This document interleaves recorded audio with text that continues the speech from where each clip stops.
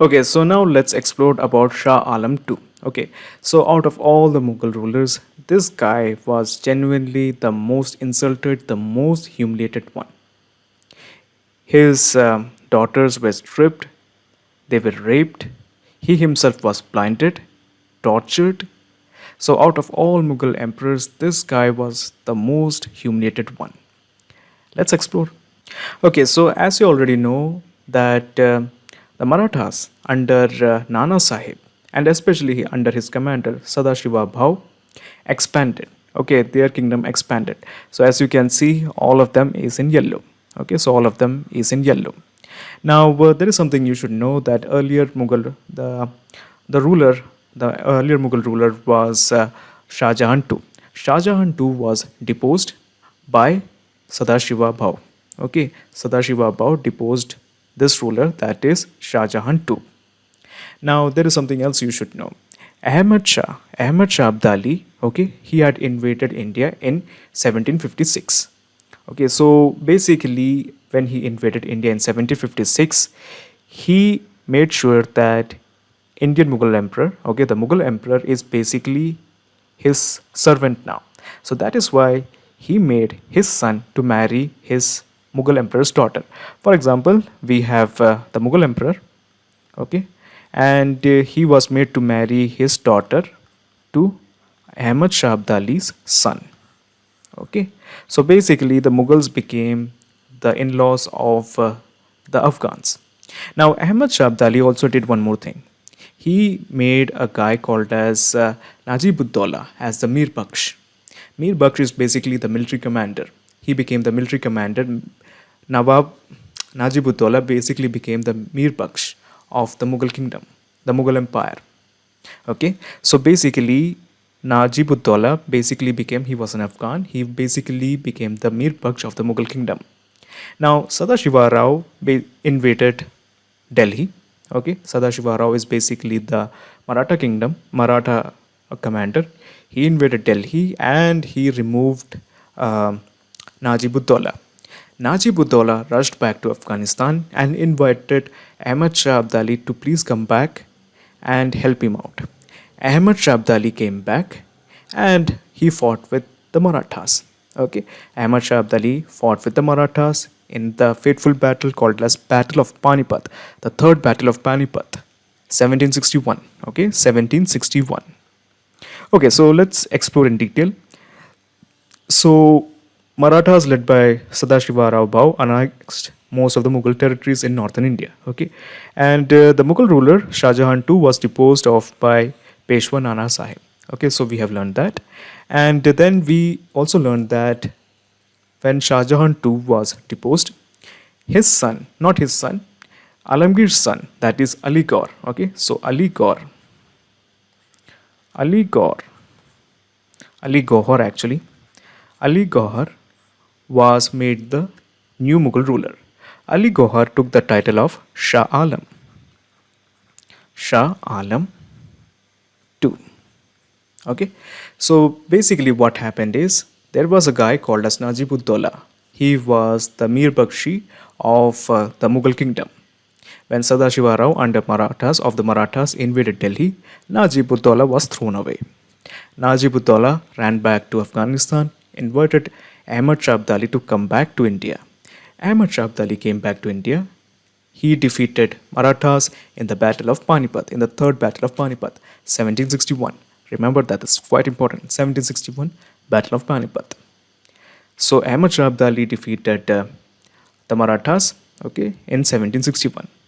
So basically, Ali Gaur, okay, I mean Shah Alam was basically under the protection of the Marathas.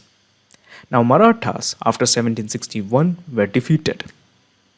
They were without power, so Shah Alam also was insecure. Shah Alam was thrown away from Delhi. So as you can see in 1756, we have the whole of India nearly in yellow and dark yellow. So basically this was the Maratha Empire, and these are the Mughal kingdom. So it's Mughal Empire, and this is Awadh Kingdom, this is the Bengal Nawabs and the Hyderabad Nawabs. So basically they were all under the Marathas. The Marathas were the paramount power. 1756. Okay, 1756. They were the height of the glory. Marathas did wonders. Okay, so basically they started from here, small area somewhere in Maratha, somewhere in Pune and that area, and they just expanded like this. They even reached up to Lahore. They of course captured Delhi. They reached up to Lahore. Okay, and in 1761 they had to fight Ahmad Shah Abdali. Ahmad Shah Abdali defeated Marathas. So as you can see, the Mughal Empire is shrunk now in 1768. The Marathas are also, of course, they were still in power, but that glorious days were over. So in 1764, there is something else you should know. Battle of Buxar was fought. 1764 Battle of Buxar was fought. Now, Battle of Buxar was fought with against the Britishers by Shah Alam, that is the Mughal emperor, then the Mir Qasim of Bengal, okay, the Bengal Nawab, and Shuja ud Dawla of Awadh. So basically, these three guys, Mughals, Awadh, and Bengal, they formed an alliance and fought against the Britishers. The Britishers defeated them.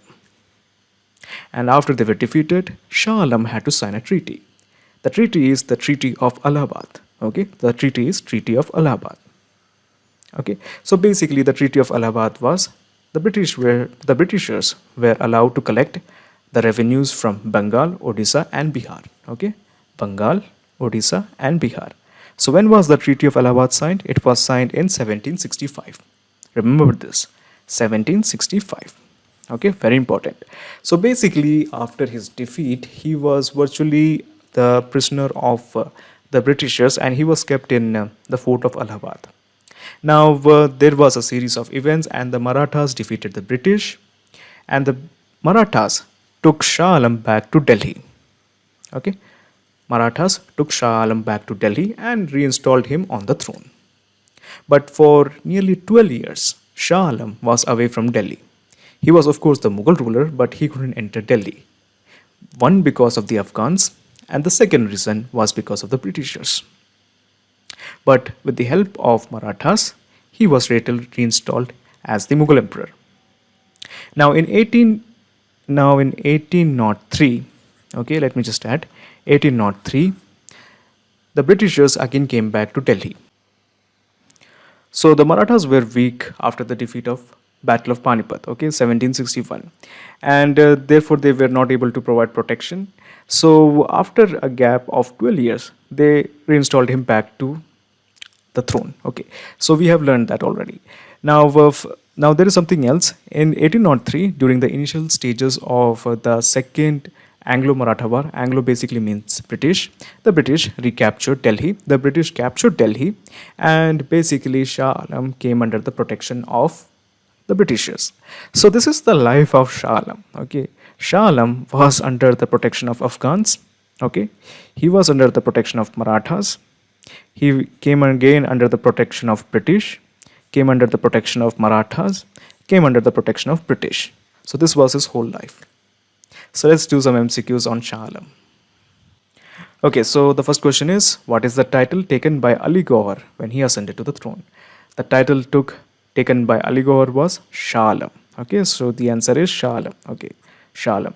Who was the chief of Rohillas? Now, as I mentioned, there was a guy called as Mir Bakshi, and the Mir Bakshi was Najib ud Dawla. Najib ud Dawla was placed by Ahmad Shah Abdali as the Mir Bakshi. Now, Ahmad Shah Abdali was an Afghan. Najib ud Dawla was also an Afghan, but here he was known as the king or the leader of the Rohillas. Rohillas were a group, okay? Rohillas were a group. We will learn about them later. Rohillas were a group, and their leader was Najib ud Dawla, okay? So the answer is Najib ud Dawla. So then the third question is, when was the Battle of Buxar fought? The Battle of Buxar was fought between Shah Alam, Mir Qasim, and Shuja ud Dawla, okay? Shuja ud Dawla, against the Britishers. It was fought in 1764. Because of that, they had to sign a treaty, the Treaty of Allahabad. The Treaty of Allahabad wanted that the Britishers will extract the revenue from the states of Bengal, Bihar, and Odisha. Okay, so it was fought in 1764. Which treaty ended the Battle of Buxar? We already know it's Treaty of Allahabad. Excellent.